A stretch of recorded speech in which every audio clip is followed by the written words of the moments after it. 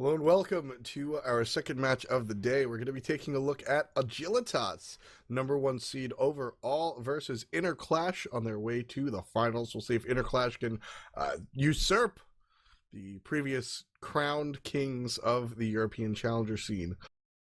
It's Bands are out. definitely going to be a bit of a difficult matchup for InnerClash. Geb and Athena Bandoiso, both top tier supports. The question is always, what's the third string? Yeah, we always talk about this a little bit, how Geb and Athena are the go-to supports just because they're so damn strong. And the third tier support generally is accepted as Bacchus, but it's really up to the player themselves. We see a lot of people going the Sun Wukong route, sometimes even Ares in the way of some of the SPL teams, Fat Chunks most notably. So got to be careful and got to choose your bans correctly. Bans are out. Athena and Geb are going to be taken off the board. Agilitas opting for Odin. We'll see if that winds up being their support. And InnerClash taking Arachne before they figure out their second pick. Yeah, so, Bacchus is sort of the most common third string support, but there are a lot of options. I mean, it's basically anything. You can have Kumba, you could have Sobek as Kagred Zionic likes to play. Sun Wukong, Odin, the list keeps going on. Guan Yu. Arachne and Agni are going to be locked in for InnerClash, so we're going to see the new gods, Arachne versus Odin, see who comes out on top. Arachne is pretty clearly a jungler, but Odin, as you mentioned, has that ambiguity. We still haven't seen him played competitively in the solo lane. Something that I'm a little excited for. I think against a mage, it could be a really nice matchup because you just would bird bomb them over and over forever. I want to see Odin versus Ra. I think that's a nice matchup in the solo lane. Competitive clear, healing reduction if you actually want to fight the Ra. Really, what would you say a good counter matchup is to Ra? Anubis is actually...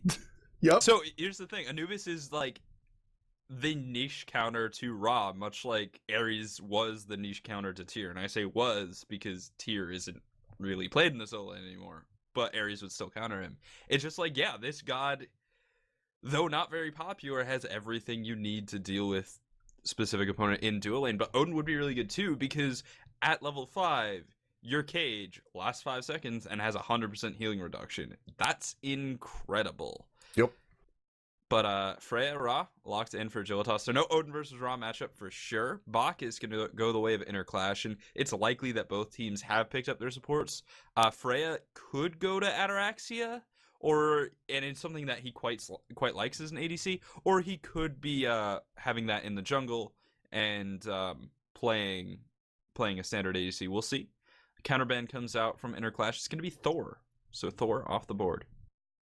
Thor's an interesting ban here, Cret. That's InnerClash being extremely confident that Odin will be in the support role and Freya will be in the hunter role. Both of these gods can play in the jungle. So by banning off a Thor, InnerClash has shown that they've done their homework, or that they're 100% off the mark. We'll see in the next two picks. Apollo's going to be hovered over for InnerClash, so we'll see how they go about doing things.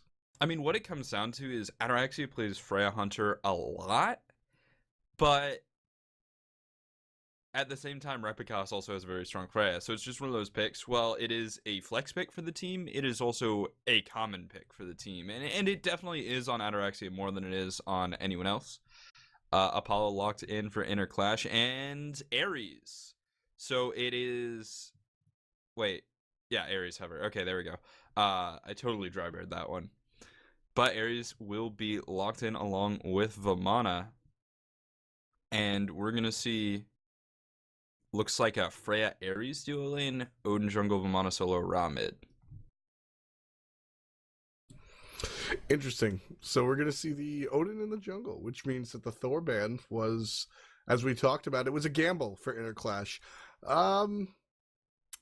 Depending on how much InnerClash doesn't want to deal with Thor, I do like it. I do like the ban, as it was off the mark, but I like the idea of it. Arachne can't really fight a Thor. Too many stuns there to really get the healing off. So if you're going to play the Arachne, you want to watch out for the counter matchup, Thor being one of them for sure. Yeah, definitely. Definitely. So Ares, Kanye, first of all, is very good, but secondly, I think they just like this Ares and Bacchus matchup, which can be very strong. Bacchus is pretty strong. He's very aggressive, but he doesn't have any CC immunity in his kit, so he will always be vulnerable to the Ares ult. You're not gonna get beads. Exactly. Magi's eventually, but with Banish, actually just Banish. So Magi's would be really good. Because the things that Magi's counters on Agilitas' list, and Magi's is better when it counters a small number of things, which sounds weird, but it's gonna counter Banish, Ares ult, Vamana's knockup, and Fist of the Gods if someone ends up getting that. So Magi's is going to be working on something that's important as opposed to if someone from Agilitas gets banned or gets Magi's, it could work on Apollo's knockups, Loki's ult, Bacchus's knockup, Bacchus's 3, Agni's stun, Arachne's stun, etc. Ares versus Bacchus, basically you chain him, he can't jump away from you, and he probably just dies. Or if he jumps in, you chain him, and he probably just dies. I love these. I love the Ares pick. It's going to be up to the guys on Agilitas. This Ares pick essentially is individual skill based. As you said, if you could make use of the chains and the cripple, that's going to be really fantastic in lane. Missing those chains, though, you're 15 seconds useless as an Ares. So you really need to make sure you do nail those. And we'll see how it works out. Agilitas, as we said, is #1 seed overall. So the individual skill should be there. InnerClash with some solid picks. We'll see how it works out for them in the long run. Stay tuned. We'll come back to you with Agilitas and InnerClash in just a couple of minutes. Agilitas, InnerClash, the first two teams we're going to be seeing in this second matchup today, blue and red respectively. Agilitas, #1 seed overall. You know their names. Let's look across the map. InnerClash, Laquatic will be in the jungle on that Arachne we talked a little bit about. Lolyet will be playing in the solo lane on that Loki. Long lane comprised of a Bacchus Apollo combo. Better watch out for those chains. Cambellini and Phoenixer will be the ones making up that lane, while Linz on Agni finds herself in the mid lane. Cambellini is actually a player that's been around for a very long time. Just sort of flirted with amateur play, but I remember him from ranked, like, back in the old days, back when Shing had like 5,000 elo. The old days. I actually had a brief stint coaching a team that both Lolyet and Cambellini were on. They have a lot of potential, they did at the time, and it all comes down to getting on that grind, not getting dissuaded, and just trying to get better and better and better. Now's their chance to prove what they've learned, and it's going to be a tough win. But when you're in a position, looking at the standings, right, the 1 and 2 teams for the European Challenger Cup are almost perfectly clear. Agilitas is, I'm pretty sure they're mathematically assured to be either 1 or 2, considering the amount of seed points that they've amassed over the past 4 weeks. I don't think anyone can beat 400 at this point. Yeah, they can't. Maybe. Anyway. It's all about proving yourself. It's all about how good can you be, what can you accomplish, and can you prove to yourselves, to the fans, etc., that next season you're going to be a threat. Right now, Agilitas is immediately a threat, taking both middle camps. So they're going to start off with a nice, interesting representative here. Gold lead isn't exactly there, but just the fact that they took the camps right there will be good for them. Chains onto Bacchus. He won't be able to jump away. A lot of damage onto Cambellini with that Freya Ares combo, so that's going to be Bacchus sitting at about 40% HP, already having to chug a potion.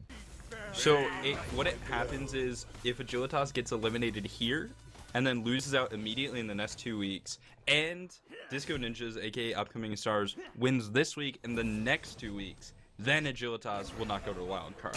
That is the only circumstance in which they won't.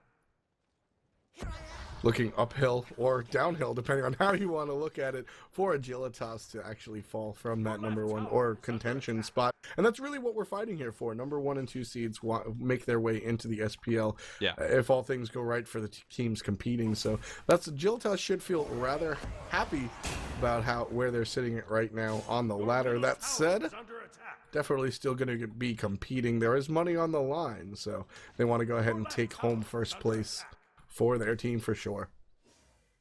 Yeah, definitely. I mean, it's all about just doing what you can, showing how good you are, and also preparing. You want as much practice and much experience as possible. And you know, scrimming's great, but it doesn't have the same pressure as a finals matchup or a matchup that really, really counts. And that's super important to get some experience with too. Speaking of experience, level 4 in the middle lane, your boy Pretty Prime is looking really confident. He once again is going into his Vamp Shroud Soul Reliquary build. No consumables. This is very, very confident, very greedy, and he generally is not punished for it because he's kind of just that good. Pretty Prime is definitely one of the premier centers that we see in both, honestly, both the Challenger Cup and the SPL. I think Pretty Prime's mechanics are on point. The rotations are on point. And this match, we do see Confrey, the solo laner for Agilitas, on a Vamana. But when both these players get on a mage, well, the term we use is mage rage, and the audience can infer what we mean by that. Repika's taking a look towards this left-hand lane. Wants to make something happen, but his dual lane is a little too successful for a good gank right now. Yeah, a little bit of a problem there when your team is winning too hard to actually get the ganks. Bird Bomb into the middle lane will pop onto Linz, dropping just about 300 health off. And that's just sort of the value of the Bird Bomb at this stage. When you get those hits, it's going to change the way your opponent has to play. Linz now has to be a little bit more careful because his kill threshold just got that much closer. Right-hand mid-camp is probably going to be contested by Pretty Prime. His snipe is on deck. Instead, he's just going to move forward and zone off aggressively. There's Repicas. He does have the cage available, and it will come down. Target's going to be Linz with the chain. No way out. And now turning onto Laquatic. That bug, they have to be careful. Can't fight him. Snipe comes through. Kanye could be in a lot of trouble as Arachne goes up in the air. The hit from the chain will do good damage. Laquatic, when he lands, could be victim to an umbrella. Bird Bomb coming through. Bird Bomb secures the kill. Now Pretty Prime in the middle lane. Just gonna clear, rotate over, get the right camp, and Agilitas sitting 2-0. Great team fight. Agilitas under no circumstances wanted to contest over that mid camp. They just wanted to kill. And that's exactly what they did. They go ahead and pick up second blood as they got first blood a little bit earlier. And good damage. Pretty Prime sitting level 7, 2 levels superior to his enemy mid laner, Linz. And with their newfound experience, we're going to see the blue team go ahead and aggress onto orange buff in a way that we like to see a Duro do in the North American Challenger scene. Jungler gets to mid camp, and mid laner throws a spell over the wall. Yeah, mid laner, Pretty Prime is going to actually take a lot of damage from Agni there. But so first of all, that heal was super important because it just buffered Odin's ability to deal with Arachne. Repicas did find the hog he was looking for, which was definitely helpful. Bird Bomb used in the jungle doesn't even remotely connect with anything. I think he was just hoping there was an invisible Loki there. But anyway, the big thing is Repicas knew he was safe because he knew he could jump over the wall. He knew Arachne had no movement to follow, no combat blink, which is what it would have taken, and no ultimate to chase around the wall. So that was a really aggressive play, but also a safe play coming out from Repicas. And that shield, the thing about the shield that hasn't really been tapped into yet, it's not just about damage. You can just use it as a shield. It's great. Very, very true. Ultimate in the left-hand side from the support. Up in the air is Apollo. He's going to come directly down, wants to fight. Health on the side of Agilitas. Blue buff will be secured by InnerClash. Successful deterrent was InnerClash, despite having a level disadvantage, 7 and 8 versus 6 and 7. So good plays from InnerClash, good rotation coming out from the middle lane, and all in all, that's a win for InnerClash. Kind of. I mean, they get their blue, so it's a win in that they don't lose something. But Linz lost a little bit of farm. It did go to the jungler instead, which is decent, but then Linz took a lot of damage as he rotated back in the lane. Pretty Prime landing a nice Celestial Beam, and Prime now going into those penetration boots. he's gonna have a lot of damage on deck, has a red buff as well, and those beams can be hitting for about 360, 400 damage. So, and the big thing is Prime is totally good enough to combo the 1-4 where you get sort of like the double beam, and that's gonna be 700 damage burst in a line. Very, very scary. Arachne surrounded at the moment. L'Aquatic's going to need to use that ultimate if he wants to get out. Bird Bomb is just going to delete. Kanye does get last hit with the chains tick, but most of that damage was done by Pretty Prime and his jungler Repicas in all lowercase. Trying to combat on the red camp is the rest of the team. Snipe's going to barely miss because of a fantastic dash from Linz. Straight 180 dash. That is impressive. That's one of those things where, yes, turning around and pressing your dash key isn't too hard, but in the heat of things, we see a lot of Agnis wind up dashing into a wall trap, especially at a lower level, and Lin's really showing that. Left-hand side, Ares all coming through. That is going to be a dead Apollo. Bacchus just walking away. He knows. He knows that his teammate, his partner, is dead. Gold Fury pulled. Ataraxia on Freya is going to do decent damage. Repicas with the shield is great at tanking this. Raw heal comes down. Ares coming in, who will have bolster defenses, I guess. I mean, that's kind of nice. And I think percent damage from his flames might work on this Gold Fury. It will fall. And you know what? No, it doesn't work on Gold Fury. It works on siege towers in arena. So just another reason Ares is completely OP in arena, because you do percent damage to something with 3,000 health. Doesn't work in Conquest, unfortunately. Bacchus, almost half of the level of Pretty Prime, completely chased out of that engagement. So that Gold Fury is going to be free. 7 minutes and 40 seconds is the timestamp of when that objective went down. 4 kills over 0 is sitting Agilitas, 4,600 gold as well. Experience looking similar in the 6,000 area. No towers have been fallen just yet, but it's just a matter of time unless InnerClash really pulls something together. So check out Repicas right here. He's at the point, and this is a huge mid-game timing for Odin, where he has the single fastest jungle clear in the game. You know how fast it takes, or how long it takes him to clear a camp? Zero. Because it actually just dies to the bird bomb. Blink in, he's looking to contest Arachne here. Will find the hog, will get the speed buff. That's going to be the shield activated. Gugnir's might, and just going to let it pop. Blink in from Kanye Life, the DOT secures the kill. Odin is such a threat right here. And Pretty Prime now fighting 1v2, gets very low. Will use the heal Aegis from Linz. Will get sniped out. Loki going in, but Prime's gonna be okay. And Lolyet will fall. Now Bird Bomb coming through will connect onto Linz, but that shield took a little bit of damage, so it's not the big explosion that you expect. Apollo is going to circle, finds the kill onto Pretty Prime. Nice aim there, but out of mana. Jump in from Campbell, but he jumps into the ring, which is not where he wants to be.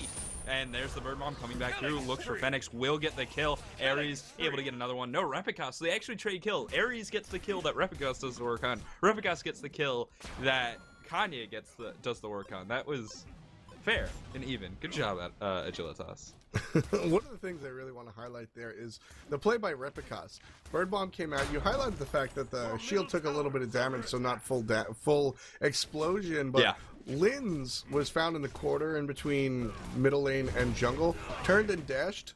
Odin actually jumped where the dash would land rather than where the Agni was at the moment. So fantastic read, understanding what your opponents have in their wheelhouse and what they're able to dish out, and responding to stuff that hasn't even come out yet is the definition of a read, and that's exactly what we saw Odin do. You know, on that point, on the dash you highlighted earlier, what was really astonishing, it was a great dash from Agni. Pretty Prime Snipe almost connected mid-dash. Yep. Like, it was very close, and I mean, I would have felt really bad for your boy Linz, but I really wanted to see that. And so that's more of that reading. The other thing I want to mention is just Witchblade Fatalis on Freya, Ataraxia. And I kind of like this start. He's going to have the effective boots in terms of the movement speed. Actually, a little bit better than boots. He is giving up magic power and penetration, but that's kind of fine. Freya, at this point, isn't really about fighting. She's about farming, getting wave clear, poking, and just doing massive raw damage with the Irradiate Pulse combination, and then using the ult to confirm kills. You're not really a primary damage dealer yet. Ataraxia will need every ounce of his movement speed, and he's gonna actually just have enough to get away from that Bacchus rotation. So that's the value of the build. It's 25% movement speed. Hunter would not have gotten out there. Snipe's gonna be good. Secure the red buff. Just complete jungle domination coming out from Agilitas Yeah. right now. No buffs. Oh, right-hand at side. all. Dive Comfrey gets coming the out. solo kill. Yeah. Not going to be the mage rage today. It's going to be the Vimana in the solo lane. We'll be using the ultimate with the help of Repcast to take this tower, and it will go down. Odin sort of lands in the same school as Loki, where because of the way you build penetration and damage, and a little bit of cooldown reduction, you're incredibly good at killing towers. Because you basically what it takes to kill a tower is damage and penetration. Kanye's hugging the wall, looking for the blink over, but needs the communication of the team. Big rotation is spotted out from InnerClash, and look at this, Agilitas still having a lot of respect for their opponents. They're not going to go head on into the fray. It is a 3v4, so if they're going to fight it, they need to get the right angle. They need to get the right setup, and that's exactly what Kanye is looking for right now. Bolster, blink in, 3-man ultimate. The chains are going to pull the bog, as we mentioned that in the picks and bans, and Campbellini doesn't have way out, because as he gets pulled in, he's crippled. And that's the counter. Campbellini level 8 really showing the effects of this 13,000 gold lead that or 13,000 experience lead that Agilitas has. Blink in, a lot of damage onto Phoenix, and that is a dead Apollo. The chariot dead in the sky. This left-hand tower should go down. It's going to leave 6 towers to 3, going the way of Agilitas. Pretty prime with some fantastic zoning. Good damage onto Linz as well. 3 levels over the enemy mid laner as Linz is sitting level 12. Good Aegis, good active use coming out from Agni, but unfortunately it's all for naught as Ataraxia claims another life. That'll be the second kill for the Agilitas Hunter Freya. Yeah, great rotation back in. Will save Ataraxia, and Agilitas is just going to rotate away, staying safe. Let's take a quick look at the builds, and actually Vimana playing a little bit more utility. Going into the Runeforge Hammer. That basically gives him the potential to split push because, well, you're not gonna send Agni or Bacchus to stop Agni from, or to stop Vimana from split pushing, and anyone else on the team not gonna do that much damage because Runeforge Hammer is just so efficient. He's going to Pen Boots and that Frostbound, or the Heavy Hammer, rank 2 Frostbound, just to be really sort of have that 1v1 potential is what it's about. You can't get away from him. Ataraxia, on the other hand, no boots build going into the Spear of the Mages, which is, when you can apply it, and Freya certainly can, the best penetration item for mages. Without a doubt, just 2 different ways of getting penetration. Why don't we explain that a little bit, Cret? What exactly makes that the best penetration item? Well, first of all, it has the most penetration on targets with less than 280 magic defense, which is too much. You should never have that much, but that's the point where Obsidian Shard has more. And so what it does is it just has so many different applications. It takes off 20%, then it takes off 20, then it takes off 15, which is so much penetration. Didn't go for the Demonic Grip. Feels comfortable with his attack speed, and that's why, right? Attack speed is about diminishing efficiency, which means the idea that the more you get of something, the less valuable it is relative to your other stats. Sort of like when you're speeding in your car, you're going 15 miles per hour and you're going 15 over, that's a big increase. You're going double. If you're going 60 and you go 15 over, that's a significantly smaller relative increase. On the left-hand side, Ataraxia going to find 2 kills. And now in a 1v2 Confrey, he's going to use his ultimate, looking for the Arachne, who will go up into the web. One of the big advantages for Arachne players right now is people don't really have that internal timer of how long she stays up there. Yeah, I mean, that's definitely one of the better escapes in the game. Lynn's looking for an escape like that. Bird Bomb's going to miss. Good juke coming out from the center laner for InnerClash, and another great dash. But Ataraxia in that Valkyrie's discretion, able to just reach so far away. So Agilitas just absolutely running this train. Over 10,000 gold, folks. Approaching the 13,000 gold mark as we're 15.5 minutes in, and Agilitas is barreling down this middle lane. So, original Freya wasn't really that great. You had to choose between Pulse and Radiate. Only one of those would work. She did convert physical power into magic power, which was really cool. But her ultimate had the range of a raw snipe. Just imagine that. Imagine if Valkyrie's discretion went just that little bit further. It was so annoying. Because Freya actually was just like, kind of bad, and then she banished you for someone else, and then she ulted you, and I was just mad all the time. I hated Freya so much. I still hate Freya. She's so annoying. Ugh. One of the things I like about Freya gets a bad rap as an easy god that kind of just has the basic attack, and while that's true during the steroids and late game, it can seem that the steroids are always up. At a high level, and you know, she gets dominant even at a high level, but at a high level, players can work around the downtime in Freya because of the nature of the way a Freya has to build. There's no room for cooldown reduction. So that said, Zapman builds cooldown reduction on his Freya Hunter. That's an interesting new build coming out from Dignitas. But Freya generally, right now in the left lane, the banish is up and she has no steroids. So it's up to Odin to get this kill. And Ataraxia is going to get the last hit. But, you know, that's sort of what we're talking about is Fenix did a good job getting rid of Freya during the initial burst. And there it is, just Odin needed to finish it because steroids were down. Yeah, I mean, so Freya actually going for the double proc pen items, so Spear and Demonic Grip, which is absolutely monstrous because they stack perfectly. So all that penetration will just stack up. Big Invade coming out into the jungle. Air Assault will connect onto Duke, pulling Bacchus back in, and a big Celestial Beam onto Arachne. Bacchus will fall, crippled out. Once again, that counter matchup. So looking at the way Ataraxia is building, after he's hitting you 3 times, he's going to reduce your protections by so much. We are going to have a little bit of an issue coming out from you guys, a crash to lobby, and we'll get this sorted right quick, and we'll be back in just a few minutes.